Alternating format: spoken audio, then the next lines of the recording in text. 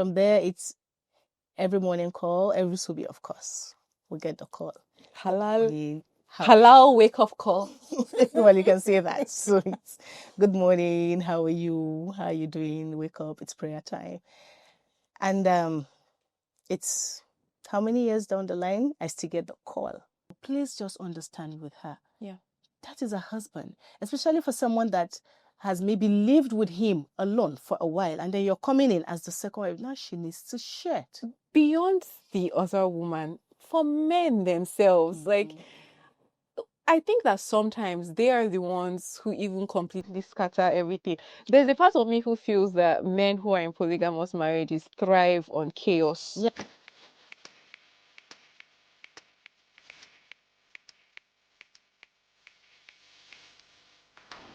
Hi guys, Assalamu alaikum and welcome back to the HSM TribeCast, the podcast by Muslim women for Muslim women. My name is Khadija. I'm so excited to have today's topic. We're going to be, exploring all things love, finding it, nurturing it, keeping it, and how there's no one cookie cutter size or expression for what true love looks like. It's different for everyone. I have a special guest with me in the studio, Fauziyya Abdullahi. Welcome. Thank you. Assalamu alaikum. Wa alaikum salam wa rahmatullah. I'm so glad, happy to have you on set. We usually start with an icebreaker. Okay. 2 truths and 1 lie. So, yes, tell us 2 truths and 1 lie about Fauziyya. Okay, so I'm a nice person. 1. I love to go out a lot. 2. And 3, I love love. Yeah, I feel like you're a hopeless romantic at heart. That's why we're having this conversation together, and I definitely know. But okay, I also think you're a nice person. I don't want to So which one is the lie? Like, I'm finding it hard Okay. to choose because I want to be politically correct here. All right. Let me just save you. I don't like going out. Oh, Yeah, I can stay indoor all day and I'm fine. I feel like every single time I talk to you, you are somewhere. Exactly. But I don't like going out. Okay, all right, fair enough, fair enough. Right. So I'm just going to hit you straight up. All right.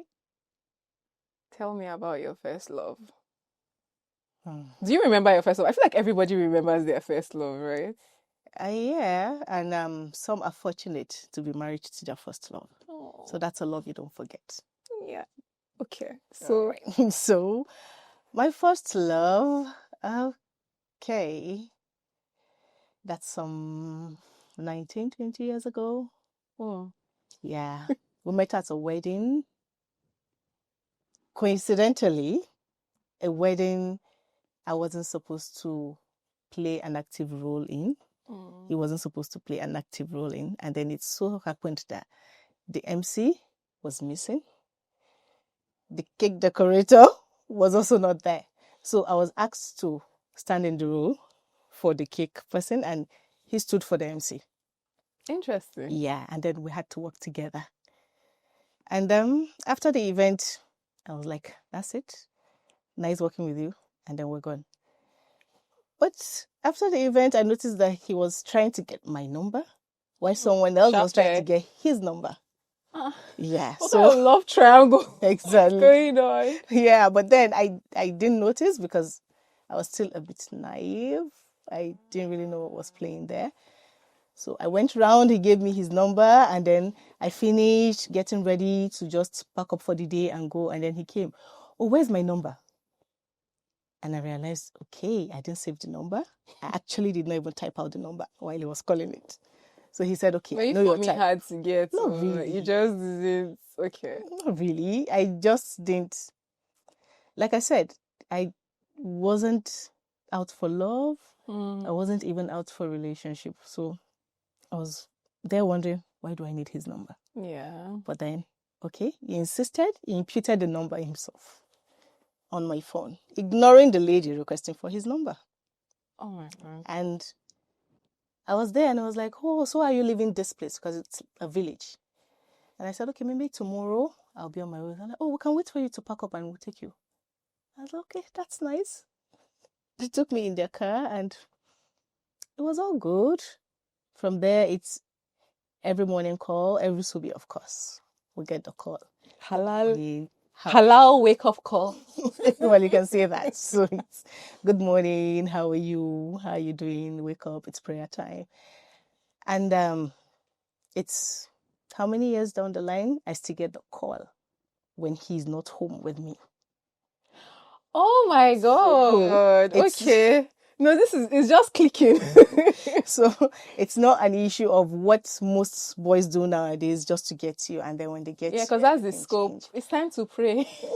Wake up. Wake up, and then you get home, you'll be the one to wake them up for prayers. And it to be, why are you disturbing me? Yeah. But that's not the case, alhamdulillah. So it's been consistency, alhamdulillah. Right, alhamdulillah. So it's you know that thing you said about being naive and you're not really open to, but so I mean we all know that Muslim women don't date. You know, we just find the love of our life. I'm sorry, I'm being sarcastic, but yes, I mean we just find the people that are interested in us. I would somehow get married to them, but in reality, like, how possible is that where we are today? Contrast that to like where you were back then. Like, how possible is it to just meet someone and just like go straight and commit into this lifelong relationship without following some sort of you know Oh well, like the saying goes, love it's not a one size fits all. So for some people it works. They just meet someone and they want to get married, yeah. and they're happily married ever after, or how do we say it? But for some people it doesn't really work. I think for most people, because you have talking stage that is lasting for only God knows how long. Like, energy, we don't have energy for talking stage anymore. So I'm just here wondering, like, what kind of courtship can you shed some light? Maybe I'm missing something here. For some people, maybe they will get someone to vouch for the person's character. And mind you don't really know someone 100%. Yeah. You can date someone for 10 years and the marriage will still go down the drain. Yeah. And you'll get someone that you guys really did not court. Maybe someone is saying, oh, I have a very good lady, or I know a very nice husband material, like we like to say. And then they get married and they're okay. Yeah. No issues, nothing. For me, I think it's better, and this is just my opinion. Yeah. If you don't even know each other, you didn't really court, and maybe you just coincidentally you meet or someone introduces you guys to each other and you get married and you learn each other's character in the marriage. Most times it works. Well, it worked for our fathers. Yeah. I don't think it will work Our for forefathers. this generation. No, They these don't guys, have they the are moving patience. mad. Exactly. They don't have the patience for it, really. Like, Yeah. I mean, you're hot, I'm hot. So how are we going to cope?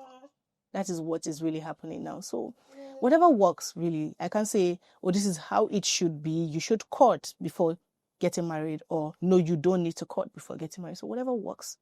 And at the end of the day, just commit it to Allah, and that's it. Yeah. Do you believe in arranged marriages? I mean, you talked about it, kind of, but you personally? Oh no, it might work for some people. Don't evade. Hey, why not in court now? No. Do you believe in arranged marriage? I don't. Why? I don't really. I love to know who I am dealing with. I love to know your excesses, your lacks, your whatever. But you said you can never know someone 100%. Yeah, but at least let me even know you a certain percentage. I'm not saying 100%. Yeah. You understand? Let me know you. Let me know what I'm going into. If you Men will change, stay your wife. So what you ordered versus what you bought.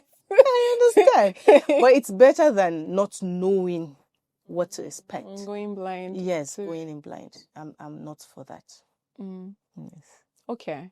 So, in your opinion, even if it's not your cup of tea, but like for people who still want to, I mean, because I think that some people, the reason why they're probably pressured to date is the feeling of, oh, I might not end up with someone, or I might end up alone, or I might not find someone. Like, so, like, in terms of like people that you've known or seen, like, is that a valid fear? Is it possible that if you want to maintain that, oh, you might just not end up with someone? Oh well, the society we are now, it's getting more difficult to get someone that will just, on seeing you, he wants to marry you without knowing anything about you.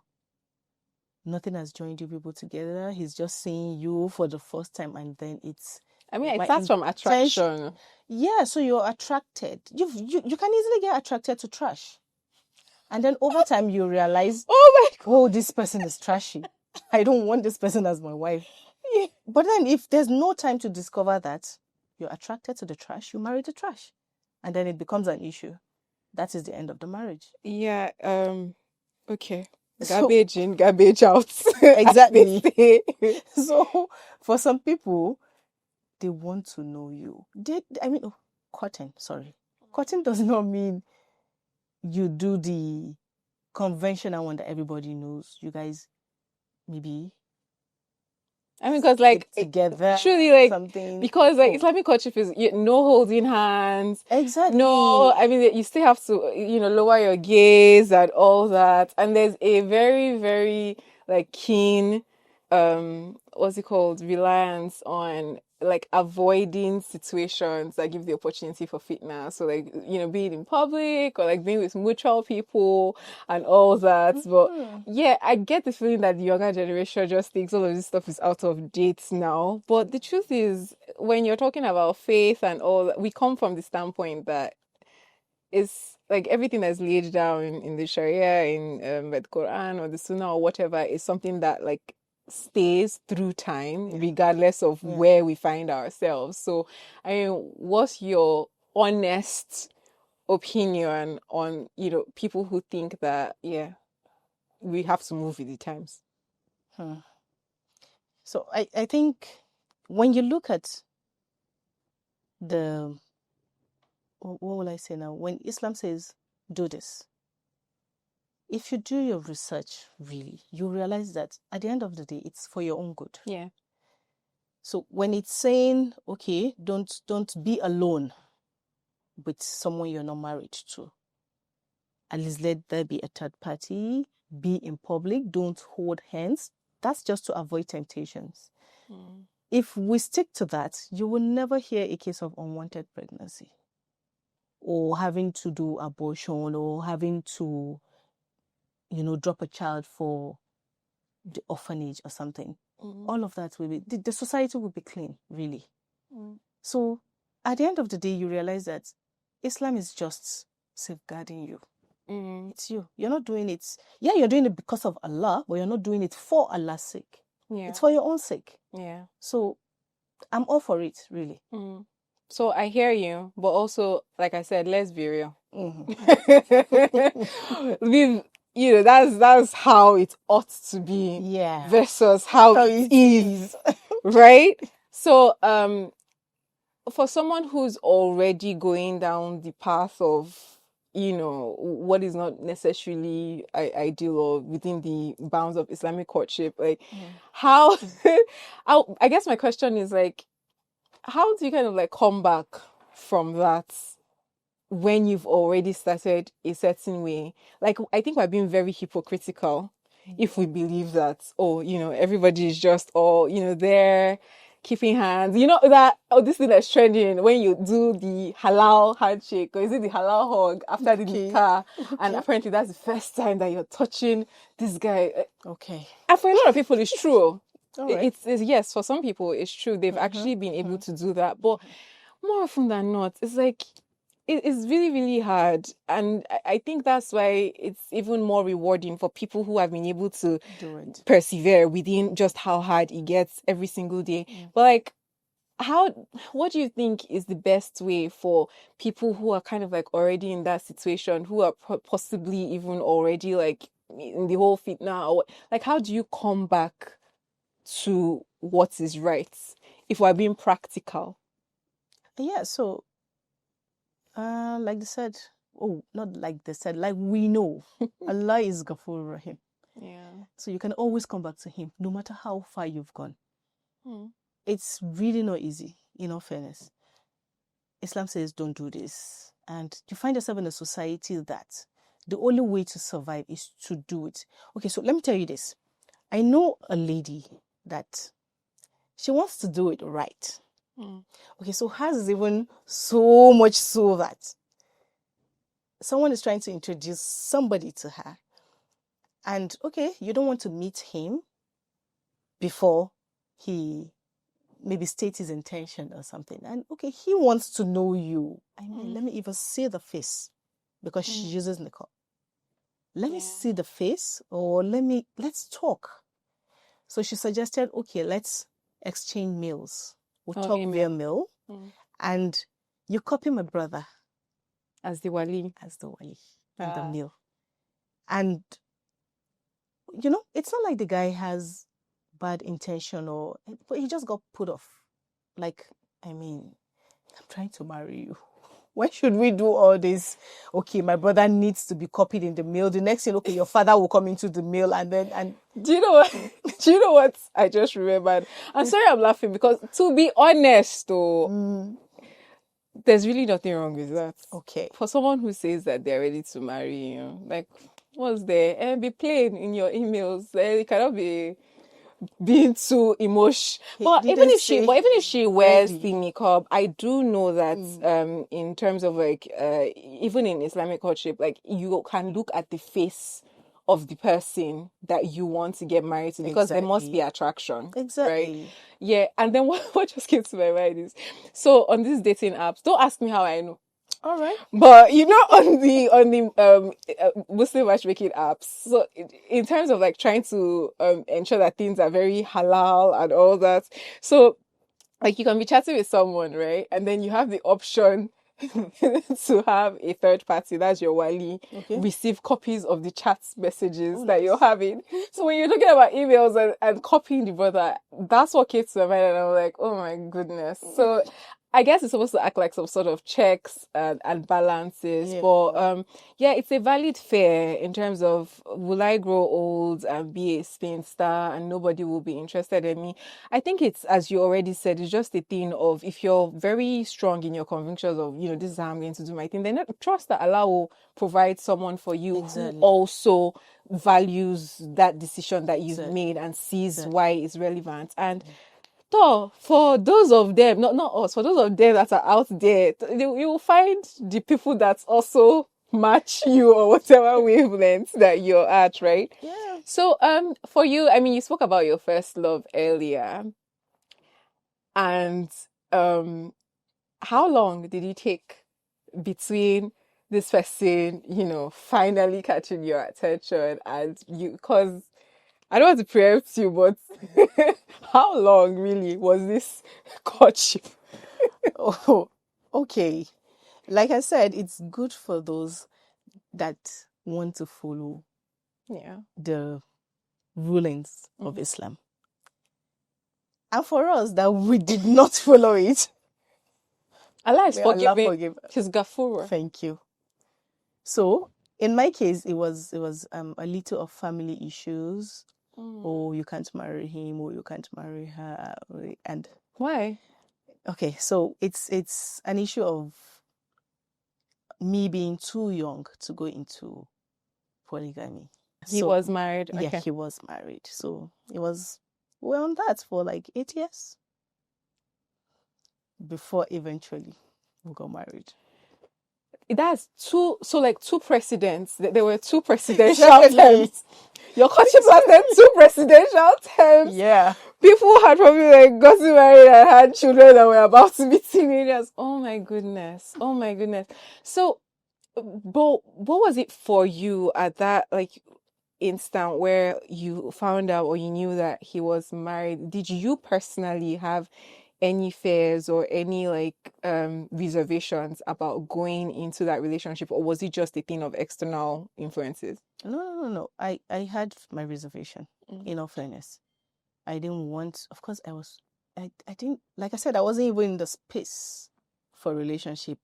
and then you're now coming to say a married man. Like with extra, You understand? I don't want to say baggage, but well, oh it's well. baggage. So it took me a while to even come to terms with the fact that he is a married man. And, you now want to, there are single men out there that are asking for my hand in marriage. But you realize, okay, so who really gets me?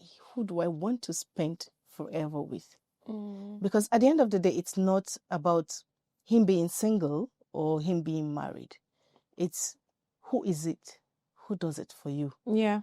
So I just had to settle for my person. Yeah. And then I married the married man.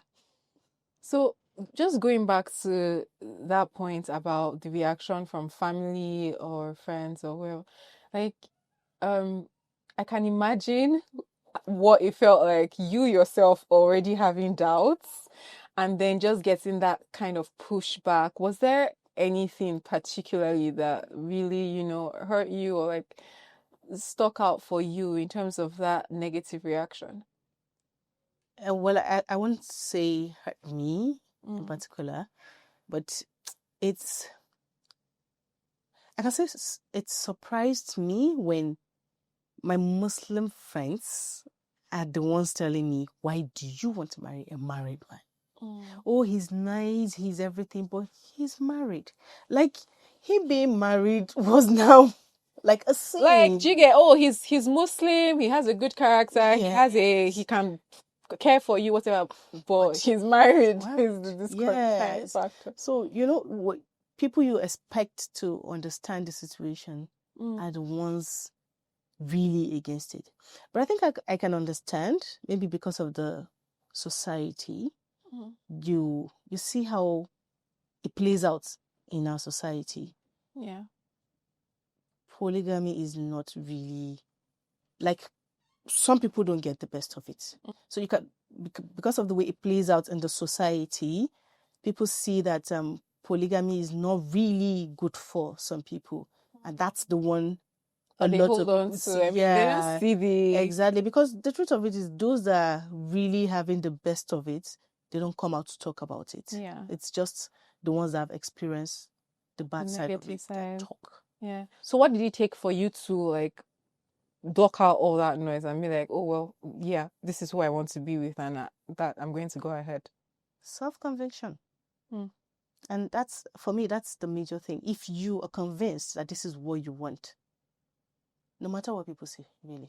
Yeah. I memean, and because you also need your wallet to give you out. So I guess it's two. Yeah. You are convinced that you can convince your wallet. Exactly. So if you can't sell what you don't believe in. Yeah. So that's it. Initially, I had my reservation about it. So, I mean, am I trying to convince anyone? No. Yeah. Oh, I'm scared. You're scared. Good for us. So we're just on that. And until I became convinced myself, and then it was now on me to start talking to them, telling them to see the good in it. And so that was it. Oh, nice. What was your very first perception? What was your very first experience of actually being in that relationship? That's on the one hand. And the second one is, what was your first shocker? Oh my God, what have I gotten myself into? Yeah, so I just said, what was the experience, the first thing that hit you, getting in there? And then secondly, what was the first thing that really rocked you? Okay, so my first experience, like I said, was, and it still is, his consistency. He is still consistent till date. Alhamdulillah, that has changed. Okay, so my shocker, yeah, and I can tell you this for free, and I say it to all women. Yeah. When a man is telling you, oh, my wife at home, say whatever he says about the wife at home, please do not believe it. Oh my God, with a grain of salt. You do not believe it. Do not go in feeling like the queen of the manor. Exactly. He loves his wife. He loves you too. So, I mean, they are men. Yeah. They can love more than one woman. The one that really, really trips me is when a guy is telling you, oh, I don't love this woman, I'm going to leave her for you. I feel like that one is just a recipe for disaster. And you two, you're like, oh, okay, yeah, he's going to leave her. I'm going to, like, I don't think it ever happens. So I can completely understand where you're coming from when you say, even if you're going into a polygamous home, just accept that the relationship he has with his first wife, that's their own relationship, and it has nothing to do with you. And then you also have your relationship. So what would you say has worked well for you? Because, and I'm going to start with that because it's the mistakes and it's the negative things we usually hear. We can't gloss over the fact that there are a lot of people that probably aren't doing things right, and I'm sure yours is imperfect. But what would you say has really worked well for you within that dynamic? Okay, so for me, it's not invalidating the other woman's feeling. Because the truth of it is we all just tend to act like, oh, she's acting out of character, or she's just being jealous, or she's... So it's actually hurtful. Exactly, she's human. Natural. Yes. Yeah. Even if the husband had maybe at a point sat her down and made her understand that, oh, I'm going to have like 2, 3, 4 wives. When it happens, that It's is still reality. reality Exactly. hits. So when she's acting out or she's acting up, please just understand with her. Yeah. That is a husband, especially for someone that has maybe lived with him alone for a while, and then you're coming in as the second wife. Now she needs to share. Yeah. Really, even the kids don't like to share their toys. And you're asking me to share my mind. A whole man. So just once you're understanding, you understand this person's feelings and empathize with them. Really. I'm not saying all women. There are some first wives that are like witches. No matter how you empathize or you try to understand with them, they just frustrate your life to the point that they will bring out the witch in you too. So you both become something else. But then please just understand that you're meeting someone at home and respect that person, please. Yeah. But just it. Beyond the other woman, for men themselves, like, I think that sometimes they are the ones who even completely scatter everything. There's a part of me who feels that men who are in polygamous marriages thrive on chaos between their two households. Like, they're not at rest if things are at peace. It's like, what are these people cooking up against me? But if there's some sort of ruffled feathers, they feel comfortable. So, like, if you would speak to like men themselves, what do you think? Yeah, so if we're talking about men or like the general, whether it's the couple or whatever, what would you say are some of the mistakes that they typically like commit, either while trying to get another wife or having already taken another wife, and what could be done better from the male perspective? So I think it starts from, those men that they just say everything to the girl outside. Oh, so my wife has just farted. Do you know my wife did this? Do you know my wife? Just to get her to like feel like the special one or feel like she is the most beloved. Please just respect your wife at home, no matter what. The one outside, of course, she will be the best of. I mean, what is she doing? She's just being the girlfriend outside. She is not the wife. She is not taking care of the house. She's not taking care of the kids. You expect the wife at home to do all of that and on top of it still be sexy for you. You understand? So you cut her some slacks. You don't go complaining to the girl outside and then you now bring her in and expect her to respect the wife at home. It doesn't work that way. They come in already with the arrogance of they are the one. The chosen. Exactly. I am chosen. They are the chosen, exactly. So, but if you had respected your wife, even before bringing the girl in, and you've let her know that this is not somebody to be disrespected. She won't cross that line. She won't disrespect your wife.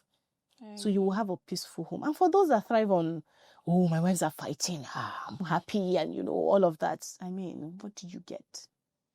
Are you not exactly? Don't you want peace in your house?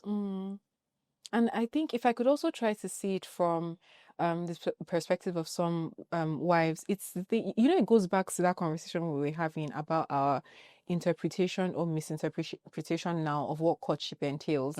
I think that what might hurt some women is the fact that you know that this person probably wasn't also courting this other woman in a specific way. So you feel almost cheated, as though things that were within your own rights only to have within the relationship has already been shared with someone outside of the matrimonial home. So if there's one thing that I've always thought is that if men who are looking to take other wives are also a bit more intentional in how they court those other women, then perhaps it kind of like also makes the situation better. Yeah, talking about that, I think it's a problem with men. They feel it's something of ego.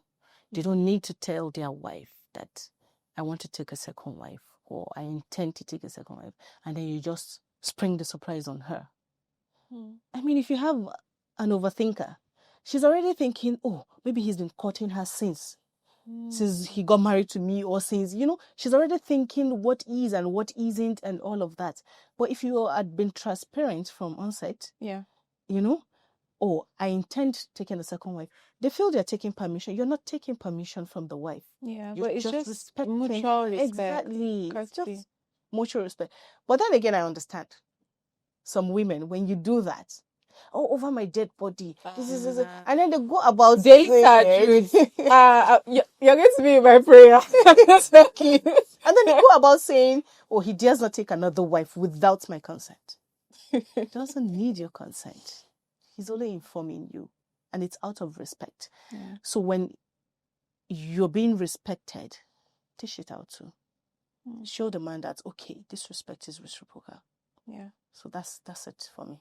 Where you are now is where you are and what you know. I mean, it's been probably over a decade already from the doubts and whatever.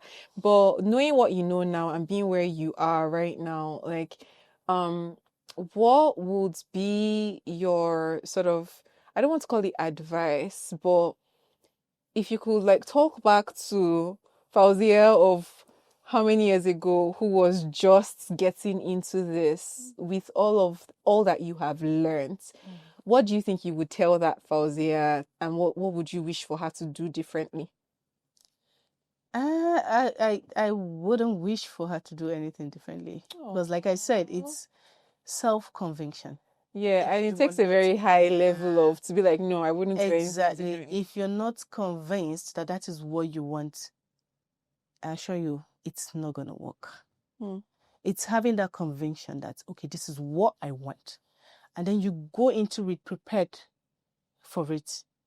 When you're prepared, I mean, maybe if I'd even married him at that tender age, I might go in with, I mean, I wasn't mature.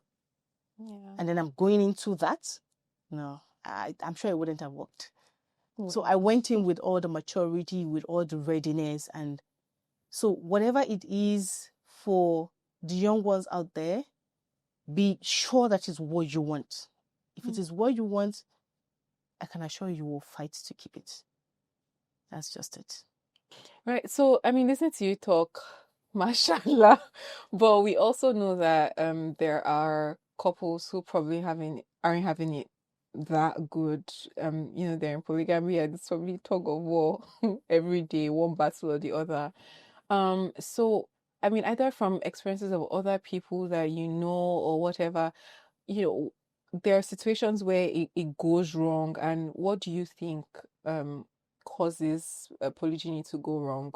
And So marriage going wrong, really, it's not about polygamy or marrying a single guy. If it's going to go wrong, it will go wrong. Even if you're the only wife in his house, it will go wrong. So it's not about it being 2, 3 wives, multiple wives, single wife. It's at the end of the day, it's Allah's grace and you being intentional. And this intention is not just one-sided. Exactly. It has to be from the man and the woman. So at this point, it's even 3-sided. Okay. Now the man, the woman, and the other woman. Okay, so everybody now has to come with the best of intention. Yeah, exactly. So right. Okay, so in the case of polygamy, it's the intention might not be 3 ways. Yeah. Yes, because I mean, as the first wife, what's my business with whether If it doesn't It's work you for that you, know people, what you're looking alhamdulillah. for. Exactly. So it's all man for himself. Or every woman for I will herself. not be intentional about your relationship with my husband. So okay. Yes, so Very it's valid. yes, so it's all man. It's still a two-way thing Yeah. for everybody. So it's just, and then if it doesn't work with the first person, it doesn't mean you've gotten to the end of the road. For some people, it's already predestined. They will not settle, or rather, should I say, they will not get to the final destination until after second or third marriage. So when you're in the first one, and then we all don't know what has been destined for us. So when the first fails, do not give up. You still try. When the second one fails, do not give up. Still try. And in the same vein, there are some that has been predestined not to marry in this life. Yeah, because not everybody. Not everybody. Yeah. So no matter the pressure, no matter how you try, no matter how good you are, you will still not get the husband. So at the end of the day, it's just leaving the affair to Allah. Let him handle it. The husband will come if you are destined to marry. And he will not come if you are not destined to. Yeah. So just leave it to Allah. Yeah. It's not easy though, but no, it's definitely not easy. Yeah, it's what it is. And you spoke earlier too about people who are single and who are Muslim, even still like being scared or not looking kindly to polygamy. I think that it might also be when they see situations where it goes wrong or where it's not practiced in the most in the right in the right manner. And you already started touching on it with this last point, but I guess like what would you like if you could think back to friends who like maybe a decade ago were like, why are you going into this marriage, right? What would you say for people who are like single and looking to get married, and probably even have people that are interested in them or trying to court them but happen to be married, and you'd say, oh please, is married, I beg, I don't want. Did you get like what would you say to those kind of situations now? I would say their fears are valid. It's not all rosy in polygamy, really. But just pray about it and let Allah give you the best of men. Most times, success of a marriage depends on the man. I agree. In cases where you have more than one wife, it's the man that holds the home. So I will just digress a little. I have a friend that I kept wondering how their dad did it. They are not all of the same mother, but they're so close. They're tight. Yeah. And then one day she said, in her father's house, you dare not separate the kids from eating from the same plate. Yes. So they all eat from the same plate. That the dad had a wife then that insisted on her kids must eat separately. And he chased her out of the house for that single reason. So that's like setting a standard. Exactly. Like, you will not separate my children, no matter what. He doesn't care if the wives are not together, if they are not talking, or they are whatever they want to do. Yes, don't bring it to the children. These are his kids. You can't now come to separate them, because I mean, even Islam recognizes kids that are of the same father more than the ones that are of the same mother. It's more important when you come from the same father. Yeah, because preserving the lineage. Yes, exactly. So, I mean, so it's the men at the end of the day. Yeah, and oh my God, I said it earlier. I don't think men realize the punishment. They do not. You just like walking like it's not able to walk straight. I don't think they remember the amount of, like what the punishment that Allah has promised to men who, and it's not about being able to love equally, right? It's about being able to be just amongst your wives. Yeah. Oh well, we're talking to the women. We don't really care. Yeah, and then if the women understand how powerful this is, I think you just sit there and laugh when the man misbehaves. I mean, that is your hellfire. You understand? I mean, some of your husband. No, he's my husband. And that's But between him and his it's Allah. between you and your creator. Yeah, and I think Exactly. also just reminding them, because maybe sometimes they They forget. forget. But oh well, But you know, when you remind them, it's like you're trying to manipulate them. It's like you're trying to use the deen to, you know how at some least men it feel. will be a testament for me Oh, that I yeah. reminded you. Oh, yeah. I mean, But then you don't want to keep reminding him. yeah. You won't want him to snap. Yeah. Okay, and I think it's also one more perspective that I always also want to touch on is that of the first wife, or the word Gita, as we say. Like we said, it's natural human emotion to feel a certain type of way. Mm-hmm. You do have those that are able to adapt and cope. You have those that cannot come back from it. And you have those, as you said, that outright become witches after your life. But like if you could speak to you know, first wives or existing wives, yeah, what would you say?